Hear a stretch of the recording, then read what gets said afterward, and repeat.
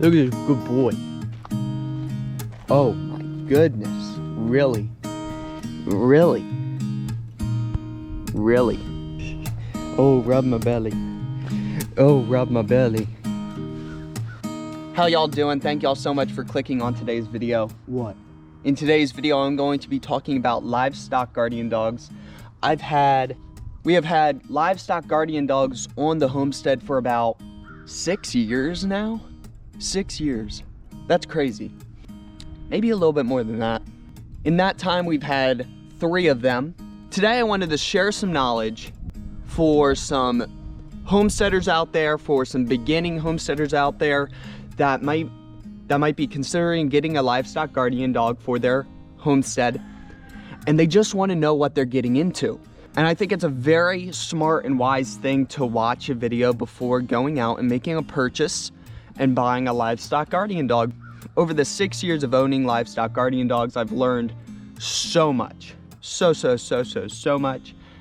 I wish that when I first got my first livestock guardian dog, I wish I knew all these things. So I'm going to bestow all this knowledge to one of y'all out there that are watching today's video. So thank y'all so much for watching, and let's get into it. Number 1, you have to have a good chunk of property. End of story. Look at him. He's walking away. Singing turkey head. Come over here.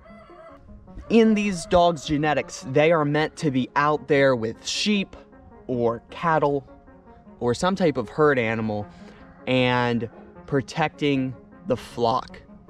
And if you have a little itty bitty tiny property and you got them locked up in some, like a pen or a cage or something, I don't know. These are just not those type of dogs, okay? These dogs need a good area to spread their legs, run around, play, have fun, and things like that. So that's number 1.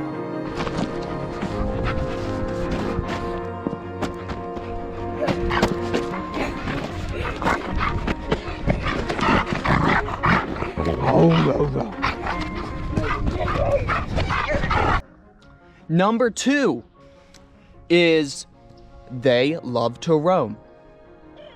I cannot speak for female livestock guardian dogs. I've only owned male livestock guardian dogs. But they love to roam. Know that when you get these dogs will stay on your property per se, but eventually they will start making their territory more bigger and bigger and bigger, and they will start traveling miles and miles and miles. Real quick, I want to tell you all about the best way to support this channel. If you're loving the content that you're watching right now and you want to support us, I would love for you to go check out TheTexasBoys.com, where we sell our locally sourced, farm fresh, non-pasteurized, non-vaccinated honey in 1 gallon, 5 pound, 44 ounce, 22 ounce, 1 pound, and 14 ounce honeys. We got pumpkin spice honey, we got pecan honey, both creamed honeys. This is just a normal 1 pound honey. Both of these are creamed, and then these are just in their awesome raw state honey. Moving on, we have our native brew coffee line with several more coffees than this, but we have Columbia, Southern Pecan, Hazelnut, You're Making Me Crazy, and Vanilla here on the table. Absolutely incredible coffees. Go check them out. So this right here is our native mushroom brew. I absolutely love this. If you're not a coffee fan, or maybe even if you are, I would love for you to go try this stuff out. 7 different types of mushrooms, and also we have a native mud version of this too, and that has cocoa powder in it. And what I really love to do with this stuff is put a scoop of it in my coffee. And y'all, that is absolutely incredible. So go check out the Texas Boys today. I'll let y'all get back to your video. To the extent where they will disappear for several days, and it will take them several days to get back to the homestead. And that is not a good thing. I do not need them protecting everybody else's property. I need them protecting this property. Number 3, get them fixed. After they've grown up a little bit, once they turn about a year old or so, I would highly recommend getting them fixed. That helps tremendously on the with them roaming and stuff like that. Oh, I think he's just gonna go. He's just laying down there. There you go. Now they can see you. That cuts down incredibly on their roaming because it just kind of takes the breeding aspect of them out of the equation, because livestock guardian dogs or Great Pyrenees or whatever, they love to procreate. So if you're buying livestock guardian dogs to breed them, things like that, you will make out incredibly well because they procreate like rabbits. We got Remington fixed. Remington's about 4 years old or so, maybe going on 5 years old. You might be saying, but I think he's a little bit different because he has a higher bloodline, and his daddy, man, I wish I had photos of his daddy, but his daddy was the biggest polar bear looking dog ever, and so was his mama. Just big, gigantic polar bear type of dog. Bought him off Craigslist. That's where we normally get most of our Great Pyrenees from, is off of Craigslist. Whatever the mom and the dad look like, that's what the puppy is gonna look like, period, end of story. So if the mom and dad look real scrappy-doo and they kind of look like a lab or something like that, just know that that's what they're gonna kind of look like, is a more scrappy-doo type of dog. I personally love the big, fluffy, ogre-like, I just love that about it. And if I knew that he was gonna be such a big, awesome looking polar bear, I probably wouldn't have got him fixed right away and had him possibly breed with the female livestock guardian dogs, and then have a couple puppies like that, and then I would have some of his offspring because he's so pretty and gorgeous. Number 4, I'm gonna throw this in here. It's kind of one, it's kind of not, but if you give them a lot of attention, they will be the sweetest dogs. They will be the sweetest dogs on earth. If it sounds like I'm shaking, it's a little chilly outside. But if you don't, and you just kind of keep them away from people, kind of deprive them of people, and you only go out there and visit them even once a day, and you might pet them on the head or something like that, they don't bond with you as much, you know? He's my buddy. He's everybody's buddy. He's the funniest thing. When we drive out of the property, the gate shuts, and then when we drive back in, he is so happy. He literally jumps. He jumps up and down. No joke. I'm not making this up. He literally jumps up and down, and it looks like he has a smile on his face, and he greets everybody at the car. And number 5, your livestock guardian dog's not to jump. It's very easy. When they go to jump on you, step on their back feet and say no, in a very commanding voice. You're not stepping on their back feet like you're trying to break their back feet or anything like that. All you are trying to do is teach them, when you jump on somebody or about to jump on somebody, that is not good and you should stop. And I found stepping on their back feet, pushing them down does not work. It just does not work. But stepping on their feet works because those back feet kind of support them when they're jumping up on you, you know? And if you step on even one of them, they'll stop. And definitely using the no word, not for everything. Don't use no for every single little thing. Only use the no word when you mean no. So that's the one thing, is he's learned the word no. And when we say no real loud and say it with authority and stuff like that, he will put his ears down, tuck his tail in, and be very submissive and be very sorry about it. That's the other thing too. You want to be the boss of him, you know? You don't want him to be the boss of you. That's when you can get some scary situations where your livestock guardian dog might turn on you too. They are animals. Even though as sweet as they are at times, they are still animals, and animals will do stupid stuff. With Remington, he's super kid friendly, and he has never tried to bite somebody. He's never shown aggression, so the little kids are totally fine with being around him. That is one of the upsides. That is one of the upsides of getting a livestock guardian dog when they are a puppy and training them up around everything. Anything that you want this dog, this livestock guardian dog, to be around, when they are a puppy, get them exposed to it. And if you got little kids and things like that, expose them to little kids, have the little kids touch him and stuff, not in a annoying way where he's gonna get annoyed and try to bite or snip at him or anything like that, but just in a very loving way, showing him that little kids are a good thing and that he loves little kids and little kids love him, things like that. The other good point is once you train one livestock guardian dog up, and if you were going to go buy another little baby puppy livestock guardian dog, the older livestock guardian dog will train the younger one. Come in here. No. See, boom. Just like that. He was going to walk out that gate there because we've been working on the property, and I said no, and he turned right around. No, you're not going out there. That's a good, obedient dog. He's a good boy, yeah. And I didn't have to spend thousands and thousands of dollars for him to do it. All I had to do was be around him since he was a little tiny puppy, and you know, and just like training any animal, they disobey and stuff like that. So you're not good 100% of the time. He's my best buddy, absolutely best buddy. You might be saying, well, what happened to your other Great Pyrenees? Well, y'all, we had to learn the lesson the hard way, and this moves on to point number 6/7 that I want to talk about, is the shock collar. You might be saying, a shock collar, what in the world?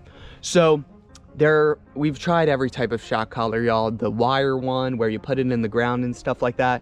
Y'all, we do so much projects where we're digging, clearing fencing and stuff like that. The wire got nipped all the time, perpetually. So here's the thing, we got one of these yard wireless ones, and y'all, it's been the best thing ever. I forget what the radius is around the house. It's inside the house and it radiates outside the house, you know, for the wireless transmitter, right? And I'm pretty sure it's about 150 to 200 feet. I forget. Don't quote me on that, but it's a decent sized area. It's decent enough where he can get all the way around the whole entire house and still be able to protect all of their spots and stuff like that. But he can't go out into the road and things like that. He has a shock collar on. What we actually have to do now, if you have a really fluffy livestock guardian dog, you have to shave down their necks. So then the metal prongs that are in here will actually connect to his skin or touch his skin a little bit. And when he hears the beeping, he'll hear some beeping before he gets shocked. So it'll go beep, beep, beep, beep, or whatever. And then the next couple beeps will be when he gets shocked.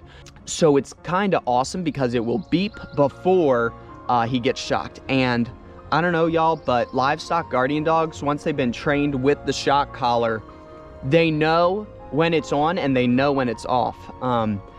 Other thing too, with the electric perimeter fence deal, is it has a battery in it, and he wants to go so bad.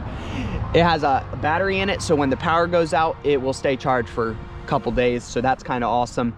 The collars, I would highly recommend buying 2 of them so you can always have one charged and then swap them out. Today, I have to shave his neck because he's a bad boy. That's why he wants to get up and roam right now, because he's itching to do it, because his neck is nice and fluffy again and he can't get shocked by the shock collar.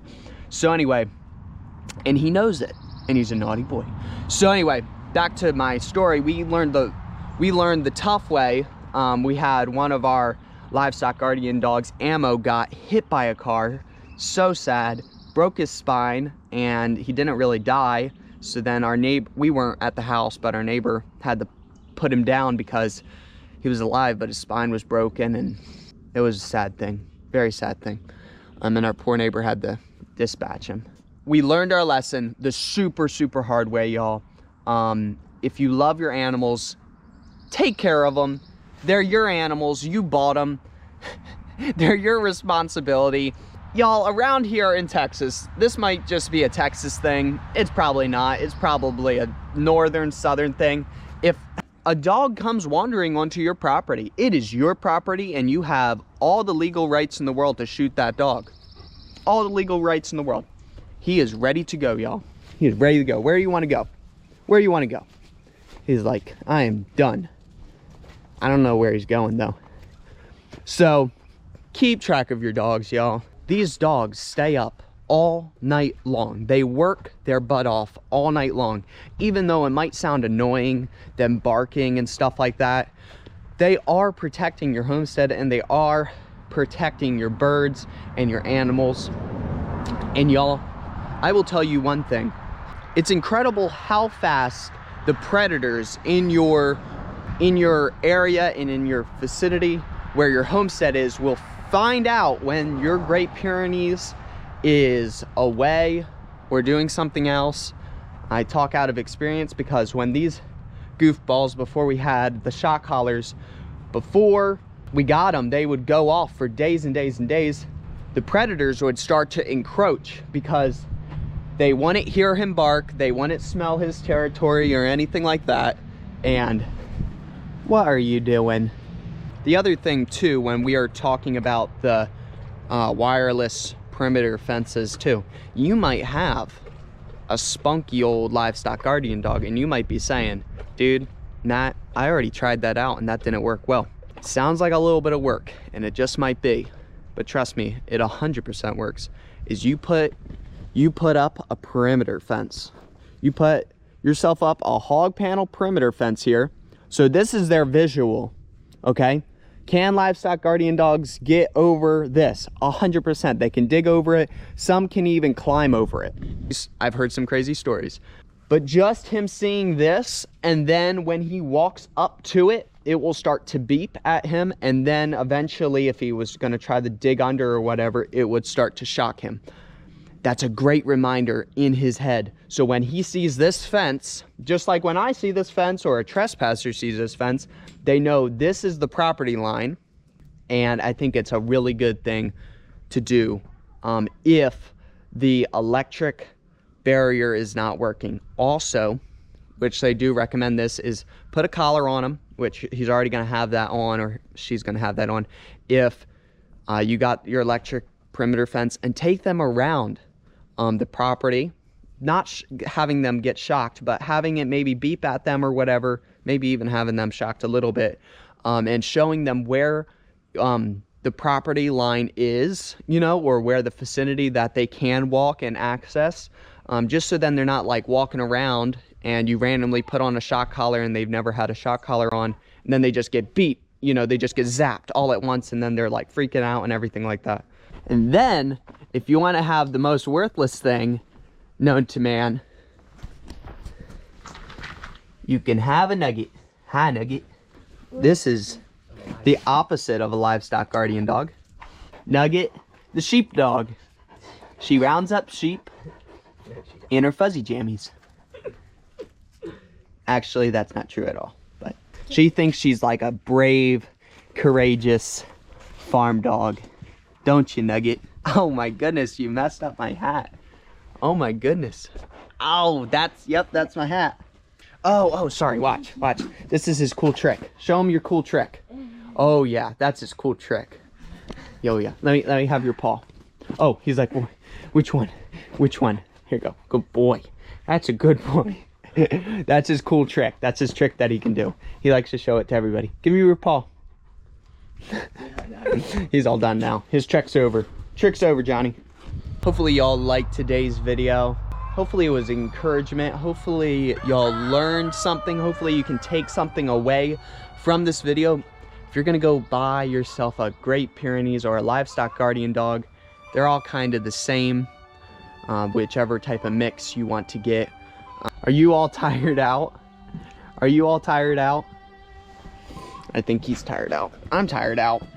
Wanted to make this video for those people out there that are just getting into it and just don't know anything about Great Pyrenees. And I think I have at least a little tiny bit of experience now with owning Great Pyrenees and livestock guardian dogs for around 6 years or so, that I can talk about it a little bit.